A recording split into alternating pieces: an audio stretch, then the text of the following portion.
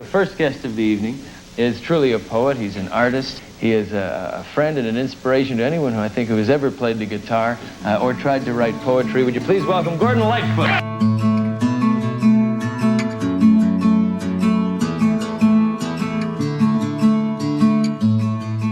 When it's midnight on the meadow and the cats are in the shed and the river tells a story at the window by my bed, if you listen very closely, be as quiet as you can. In the yard, you'll hear him. It is the Pony Man. This is Carefree Highway Revisited, the show that celebrates Gordon Lightfoot's music song by song, a proud member of the FM Podcast Network. I'm your host, Mike Messner, and with me today is a fellow Lightfoot fan coming to us today from the Pacific Northwest, Brittany Jean. Brittany, thank you for joining us on the show today. Thank you, Mike. It's certainly my pleasure. So, how did you first get into Lightfoot's music? Well, I would have to say, like so many artists, I have to thank my mom and dad for sharing their favorite music with me as I was growing up. And Gordon Lightfoot is one of those. They still do actually, have a very nice stereo that has been in our house forever and a lot of vinyl records. So Gordon Lightfoot's albums were playing in our house all the time. We were listening to his music all the time. So I just kind of naturally became a fan. And I think in high school is when I started to really pay attention to the songs that I'd heard forever and the lyrics and his writing. And so my appreciation has grown and grown over the years. Just music I grew up with. Exactly my own story, growing up with the albums and then hearing things on the radio too, of course. So yeah, both our parents obviously, sort of set us up for that. What about experiences seeing Lightfoot perform? Did you get a chance to do that? I never did. And it's one of those regrets. I would have loved to see him and to hear him live. My mom and dad did many, many years ago in Chicago. I think at the Rosemont Theater, they got to hear him live.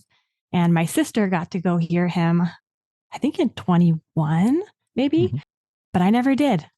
You missed something, unfortunately. I know I did. I only got to see him once. So, I guess I can't say much, but I've had people here who saw him 100 times. So, I'm jealous of anybody who's seen him once, let alone 100 times. Yeah. And so what we have, though, are the songs, and that's, what it's all about.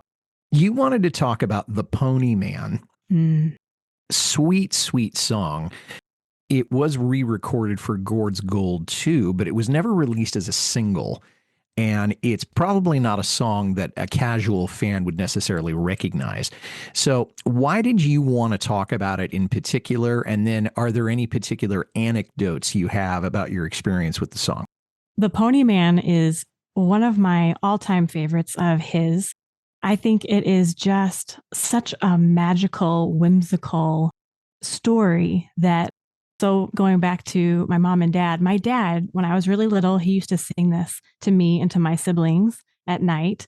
And it's one of those experiences that is very much like a bedtime story because you just go along on this very magical story with whoever is mentioned in the song.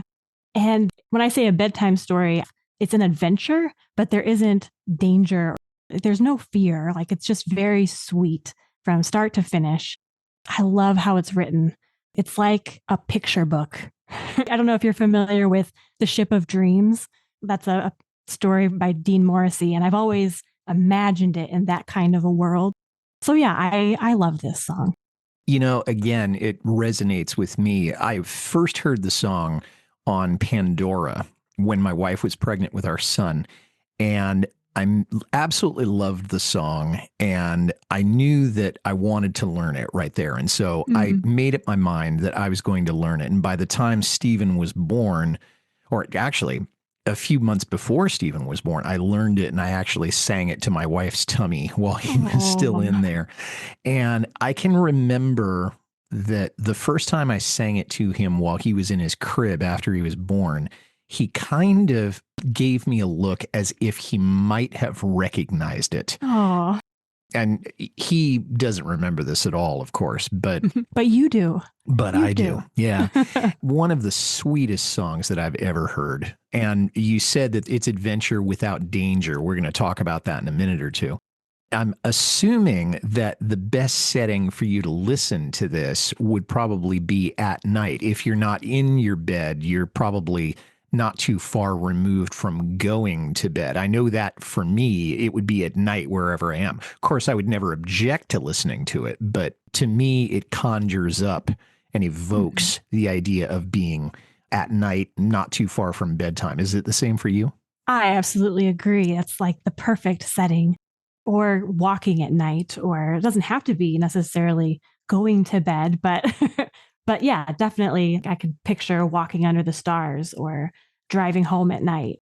Yeah, I agree with you. So Lightfoot said this about the Pony Man, and I'm quoting directly. This one goes back to the triplex on Farnham Avenue where I was living with the wife and 2 kids, and I'm assuming that's in Toronto. I wrote this for my kids, Fred and Ingrid, in a very short time. I didn't act the role of the doting, guitar-toting, singing father figure, but I would occasionally play the odd riff for the kids. I found out that a lot of the time they really couldn't care less. Kids don't really care what you do. They just want to be with you, end quote.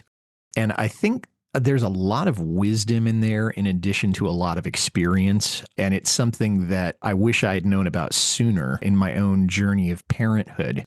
Is there anything else you know about the song's origins, or does that basically sum up how the song got written from what you know? That is actually more than I knew. I don't know the background of the song, so that's really cool to hear.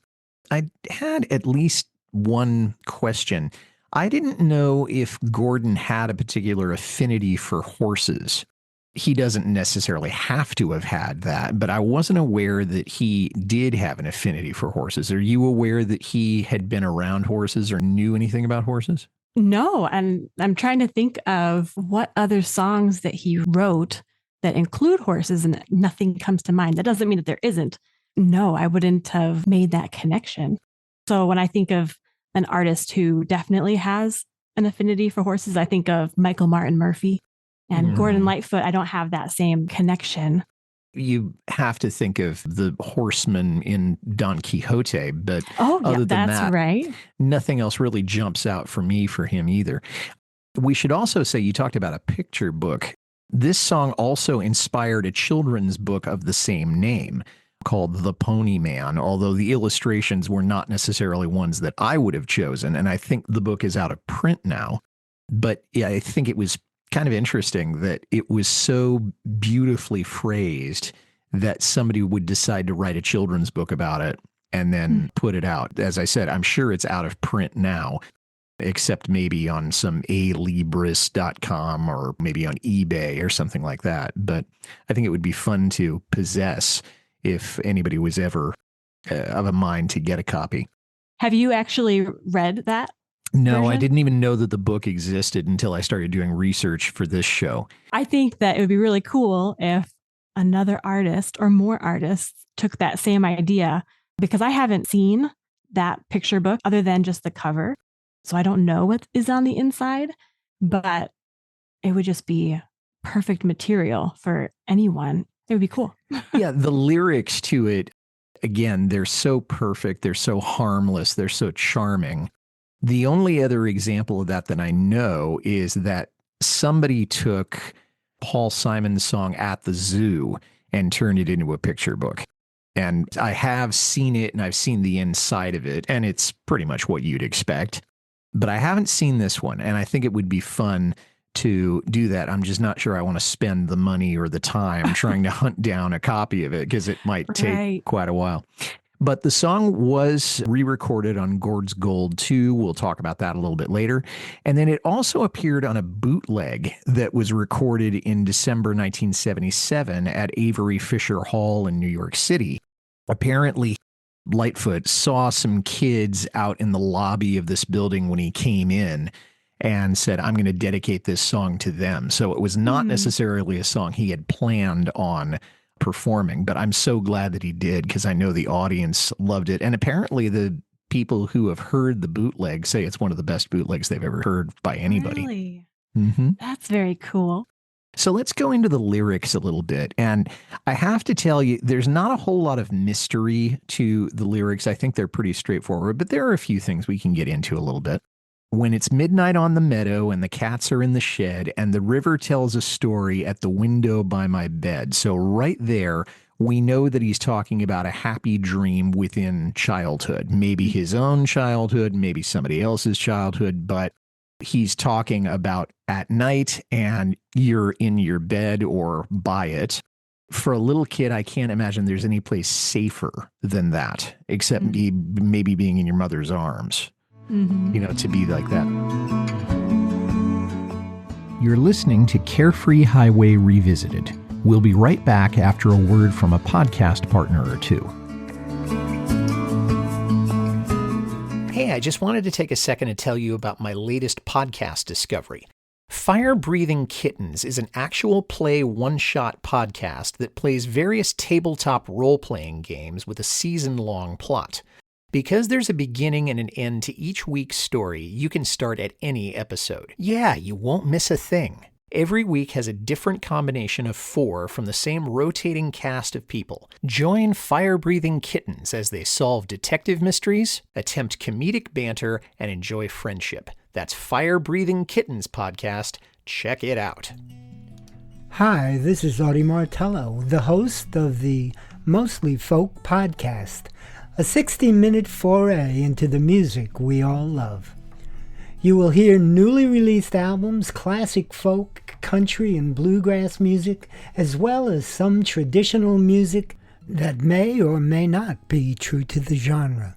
Sometimes irreverent, often opinionated, but always entertaining. You may even hear a radio magic trick every so often, as well as numerous interviews via Zoom and telephone with established as well as indie artists. Mostly Folk is available wherever you listen to podcasts, and always at mostlyfolk.org. They never seem to kick or bite. They only want to play. Now, Brittany, I don't know if you've ever been around horses. I have just a little bitty bit, but ponies and horses are very easily spooked, at least in my own experience. And if you have kids who don't have a whole lot of self-control, that's going to happen a whole lot. So the idea is maybe he's trying to disarm anybody, saying, okay, no, they'll never kick you. No, they'll never bite you. These are going to be the most harmless, beautiful creatures you've ever seen. So does that resonate with you either in terms of experience or interpretation?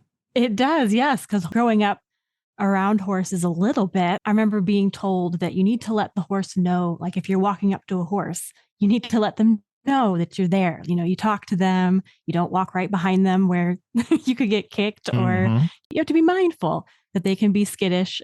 So in this song, I'm going to overuse the word, but very sweet, that he just instantly lets you know that these horses are our friends and they're not going to kick or bite.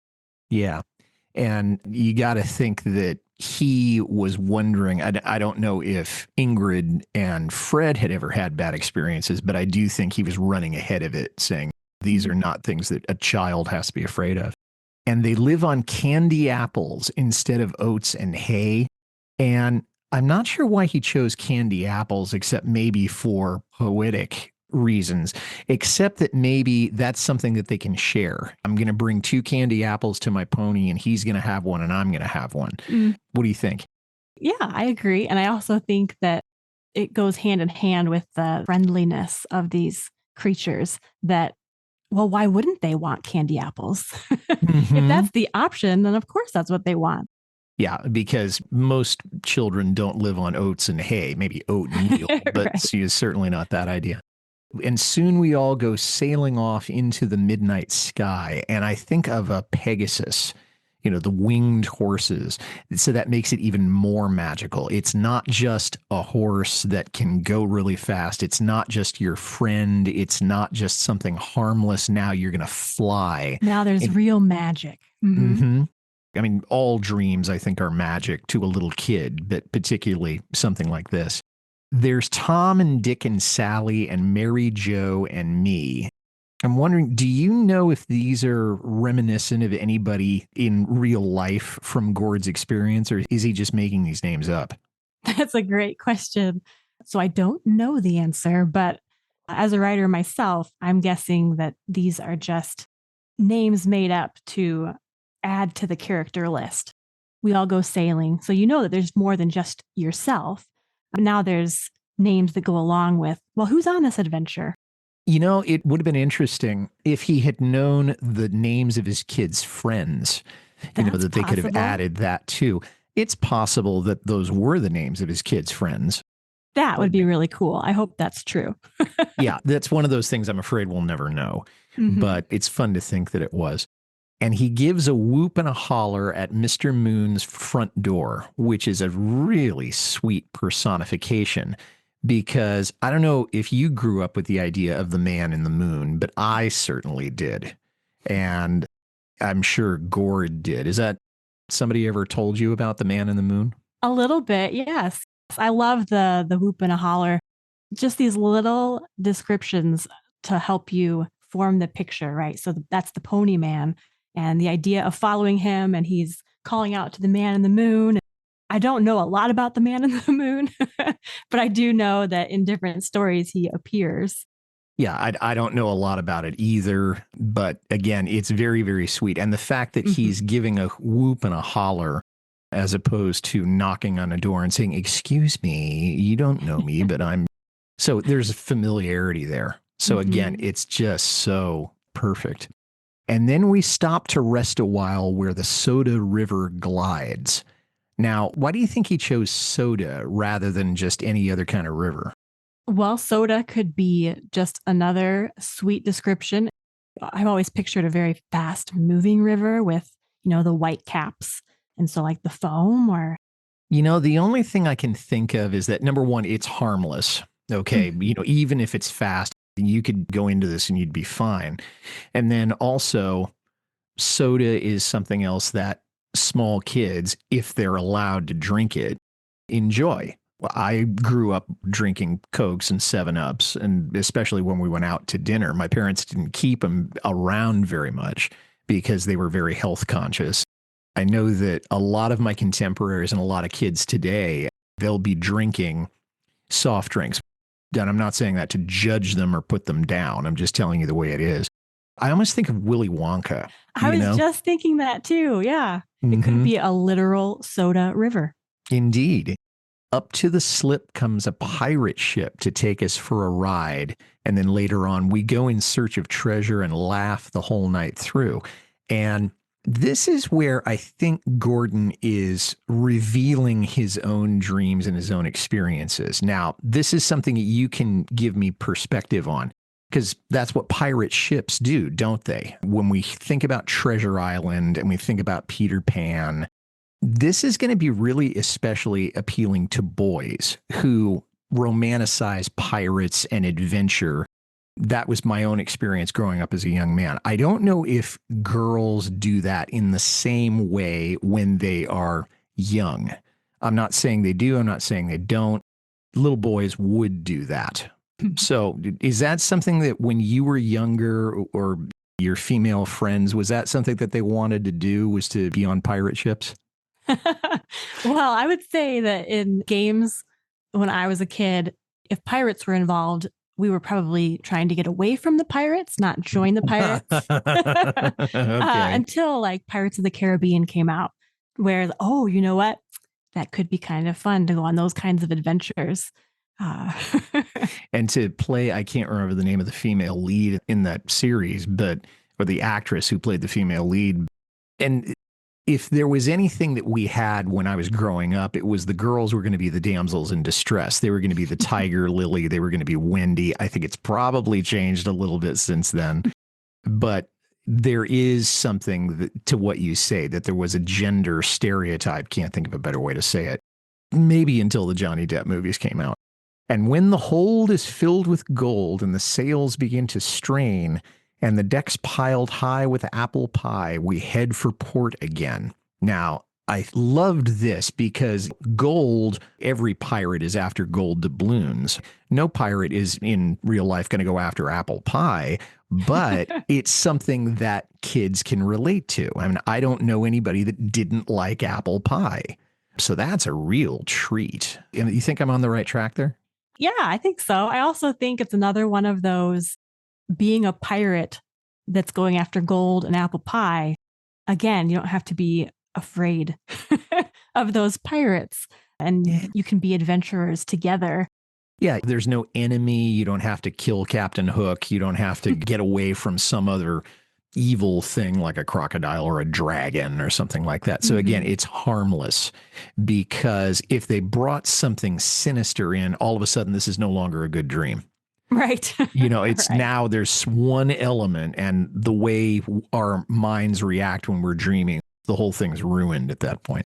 Then down the whirling staircase, so swift our ponies fly, and we're safely in our beds again when the sunbeams kiss the sky. They've dreamed all night. They're waking up safe. They're waking up happy.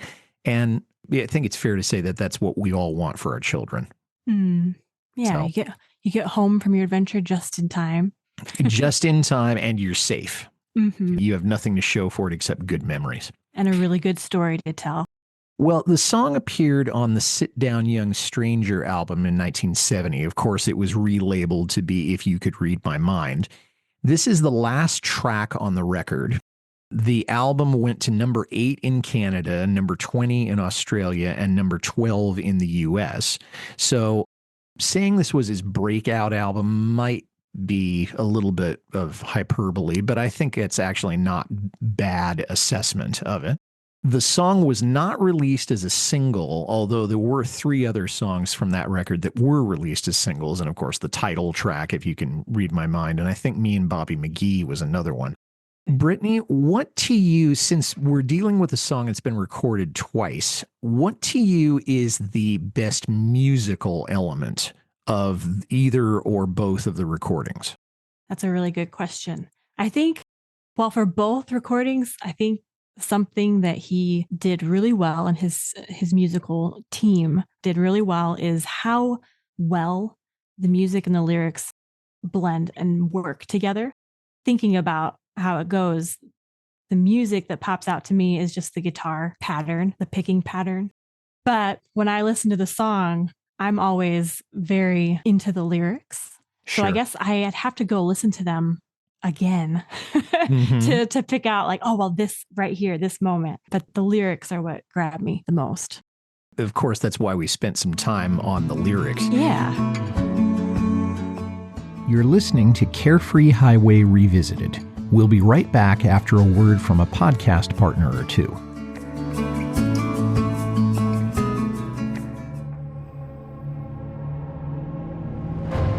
One minute, you're a teacher preparing for the new school year.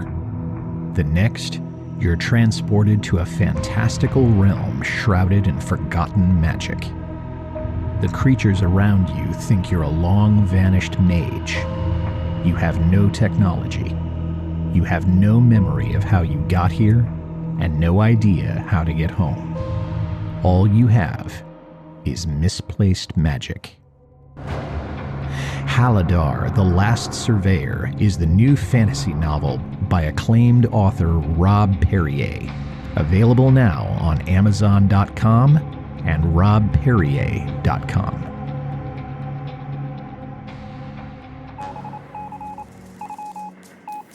In 1942, when the world needed a hero to fight the forces of evil, a woman had the courage to step forward. Her name was Helen Meeker. Her adventures took her across the United States and behind the lines of both the European and Pacific fronts. President Franklin Roosevelt trusted her judgment. Adolf Hitler put a price on her head. And in the face of overwhelming odds, she battled through everything that was thrown at her, dodged death countless times, and challenged the most diabolical figures in history.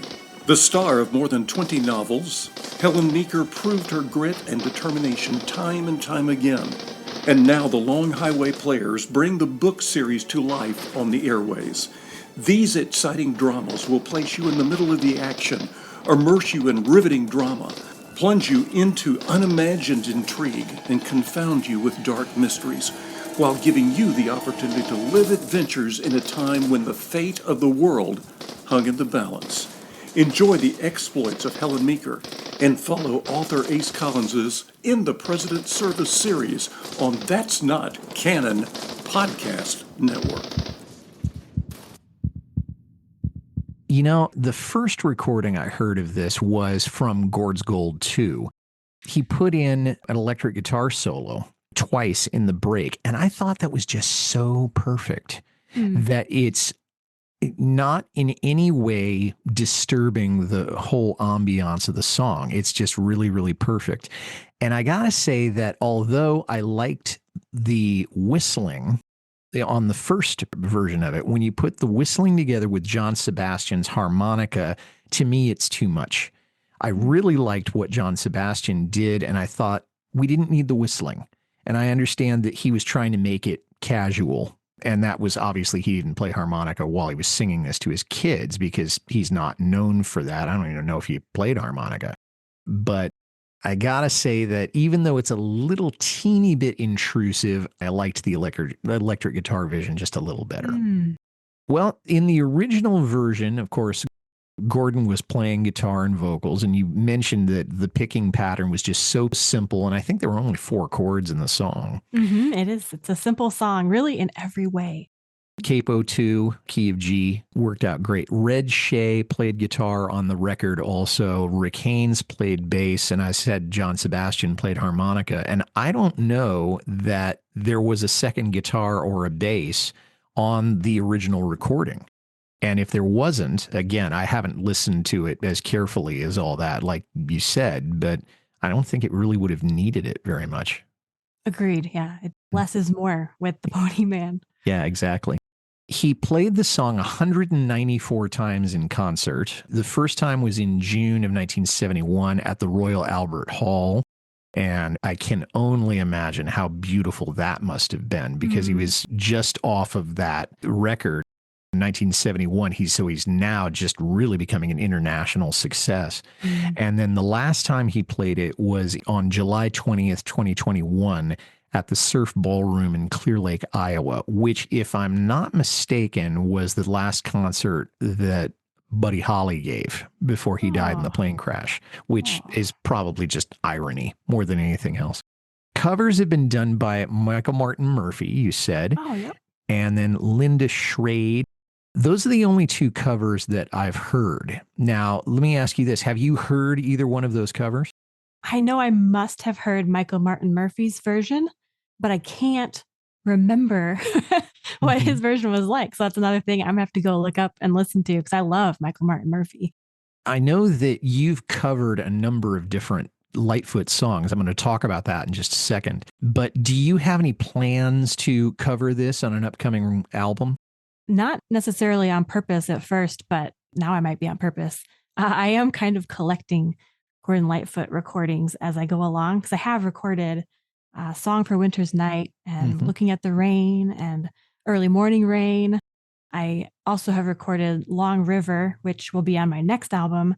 And The Pony Man is actually one that I loved his story about seeing the kids in the lobby and deciding to sing it because I've had, on a smaller scale, I've had that experience of playing somewhere and noticing that, I have a small group of young kids over here. I'm going to pull The Pony Man out of my back pocket and play it for them. It's so much fun to sing it for who I think it's meant for. So I would not be surprised if at some point I do decide to record it. I think you have decided to record it. It's just a matter of when that's going to happen. I might have decided right now that yes, I will. All right. Is there anybody that you would like to have heard do this song other than yourself? Are there any other artists that you think, wow, I think this person could do a fair job of it? I think it would be really fun to hear Alison Krauss sing it quite a few years ago, I think. She recorded a cover of Shadows. That might be the only cover of Gordon Lightfoot's songs that I've heard her do, possibly. That would be really sweet to hear her. She has the right voice for it, you know, and I think I would want her to do a stripped down version of it rather than have the members of Union Station do it. There were two artists that I thought of. One was America when they were still a trio and when they were still in full voice. So when Dan Peake was still with the group, I think I might have liked to have heard that. These days, I think Sean Colvin, I think, could do a decent job on this. Sean is no longer really known for singing other people's words, but she has done covers in the past, and I think she could probably do an okay job on this one. I'd like to hear those too. So as we're kind of shifting gears here, Brittany, is there anything else you wanted to say about the song specifically before we start talking about you? Only that I'm so glad that you picked this song for today, or if I picked it. You picked it, yeah. I did. I'm so glad I picked this song because I love it. It's such a good song. Now, let's talk a little bit about your own musical career. You're from the Pacific Northwest. And I've been on your website and I've seen a very impressive list of records. So I'm just wondering, to take one step away from Lightfoot directly, for you, Sure. What is the writing process? What's the production process? What's it like for you on tour? Just say the elevator pitch about Brittany Jean. Oh dear. I need to work on an elevator pitch for Brittany Jean. The writing process, I love, if it isn't obvious just by how much I like the Pony Man, I love story songs. And so if I meet someone or experience something, especially meeting someone, it is so fun to meet someone and learn someone else's story, someone who might not see their story as something beautiful, and being able to reflect it back to them in a way that says, hey, you are magnificent, and this is a story worth telling. I love those. Touring, it is an honor to be able to bring my songs and other people's songs, because I sing a lot of cover songs, because I'm a big music fan too. So being able to bring my favorite songs to people, and just the whole experience of sharing with an audience stories and songs and getting their stories in between and afterwards. And I love touring. I've been traveling a lot more in the last few years, which has been really fun. I really enjoy the new places and the new people. And I obviously couldn't do an elevator pitch because I just will go on and on. Well, we're going up to the top of the Empire State Building, so it's okay. Oh, okay. Has your stuff been self-published, or are you signed to a label? What's that aspect of the story like? I am a self-published indie artist. I do have a small team, and they are all family members pretty much, who are willing to dream with me, and just building as I can, brick by brick. Fantastic. Now, you're going to be going on tour starting, is it next month, or when will your next swing around the circle be? Yeah, I think it will start next month. I know during April and July, I'll be doing some more traveling outside of Washington. A lot of my time is here in Washington State. So are you planning on coming down to the Bay Area? I would love to. That would be very cool. Okay. If I can find some places to play, absolutely. Well, I'll see what I can do, because I'd love to come backstage and meet you, have you meet the wife and kid. That would be really fun. Now, Brittany, we're going to listen to your song Lightfoot in just a second, but are there any other major influences on your music? Gordon, of course, is in a class by himself in all sorts of ways. Are there any other artists that really kind of smacked you upside the head and realized this is what you want to do with your life? I have a lot of favorite artists. A lot of them are like Gordon Lightfoot, who I grew up listening to. For example, grew up listening to John Denver, Judy Collins. I mentioned Alison Krauss. Kind of more recently, which is my own fault, Joni Mitchell. Just probably in the last 5 or 6 years, I've been listening to more of her material, more of her library. Their longtime favorite is Sarah Grove. She's in a kind of a different genre, a different realm, but I love her writing. It's so honest. Sarah Groves, is she a Christian singer? She is. Okay, Yep. I thought I recognized that name. Mm-hmm. Yeah. Anne Murray.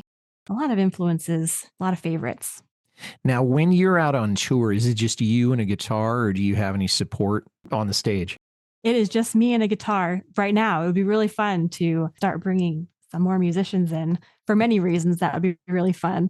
Whenever I record, I always bring in studio musicians so they help me kind of fill out the recording, which is wonderful and so much fun. You wrote a song about Lightfoot. Was there a particular incident that inspired you to write this, or was it just a way of expressing thanks to the man for the influence that he's been? Very much just wanting to write a thank you to Gordon Lightfoot for his music has been kind of a soundtrack, a very familiar soundtrack in my life. And the purpose of the song was to thank him and to hopefully be a tribute, looking at his work in a mirror and saying, look how beautiful all of his work was. So it took a couple of years for it to all come together. So it was one of the longer writing projects for me, and recorded it in April of 23 with the full intention of sending it to him, somehow figuring out a way to give it to him. And when I got home the very next day, found out that he had passed away. So I never got to give it to him. And that was the purpose of it. But whenever I can share it with other Gordon Lightfoot fans, that's very sweet too. Well, let's go ahead and take a listen, and then we'll find out a little bit more about where people can access your material before we sign off. So this is Lightfoot by Brittany Jean. The minstrel came to call almost every single night, from the corner of the room in the candlelight. He told stories like a needle and a thread, spinning golden pictures in my head, capturing the iron road and those who tied the steel in colors deep beneath a time no longer real. Over prairie and the muskeg, the unknown distant trail of Fairland's memories, all rendered on the rail, waiting to sail.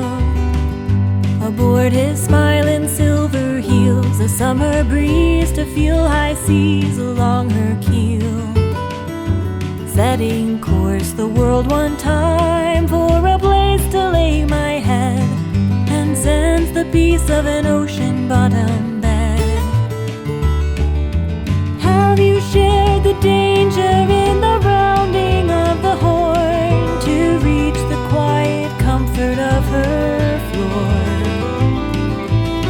With a warming wind and a turning of the tide, will you join the children in their midnight ride? The troubadour has claimed you, and once again you'll find prairie lights and steel and stars are sailing through your mind.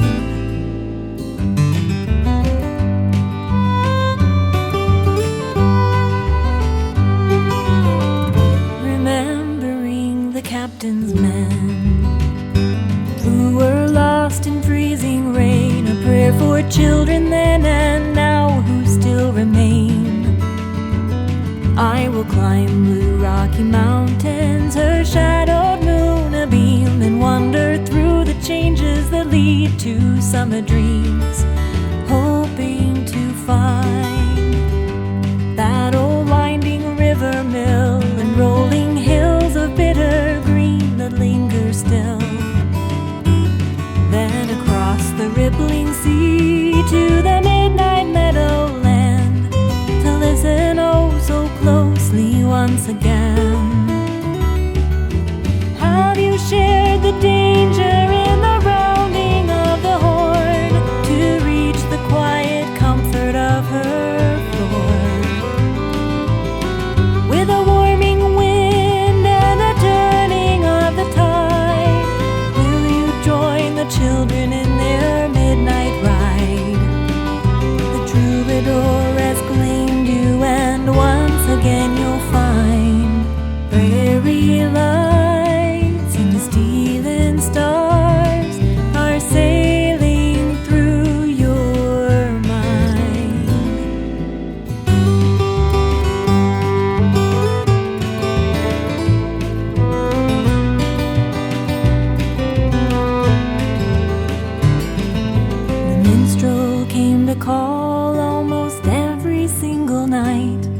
From the corner of the room in the candlelight, he told stories like a needle and a thread, spinning golden pictures in my head.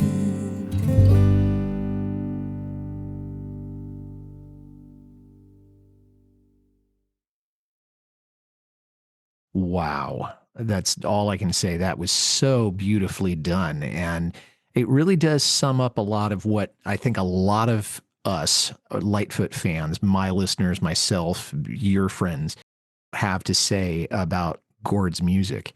So where can people find out more about you, more about the projects that you're working on? How can they download or buy some of your CDs? What's your presence online? Well, first of all, thank you. That was very sweet of you. To follow me, you can pretty much find everything on my website, which is bjeanmusic.com, BJEAN music. Mm-hmm. And you can find my physical albums, my tour schedule, and ways to contact me. But my music is also all up on the digital platforms like Spotify and Pandora and Apple Music, and hopefully anywhere where you listen to music, you should be able to find it. Fantastic. Brittany Jean, thank you so much for taking time out of the life of a working musician to sit with me this afternoon and talk about Gord's music. And you mentioned Long River, and I'd love to have you back on the show to talk about that song. Oh, that would be fun. Thank you for inviting me on. This has been really, really enjoyable. And thanks for listening, everybody. If you like this well enough to listen to the whole thing, tell somebody about it. Carefree Highway Revisited is on Apple, Spotify, Acast, or wherever you get your listening matter. I'd like to make a special request for you to visit my Patreon page. I love this show so much, and I want to keep it going, and you're in a position to help. Please head over to www.patreon.com/Carefree Highway Revisited. $1 or $2 a month is all I ask. You can reach me, Mike Messner, at teachermike72@gmail.com. Well, our next episode scheduled to join me will be my guest Quentin Kuntz, who has been on the show before, and he and I will be discussing A Passing Ship from the 1986 East of Midnight album, and that episode will be coming out in either March or April of 2025. Until then, for Brittany Jean, this is Mike Messner reminding you, run for the roses, but don't forget to stop and smell them. We'll see you next time.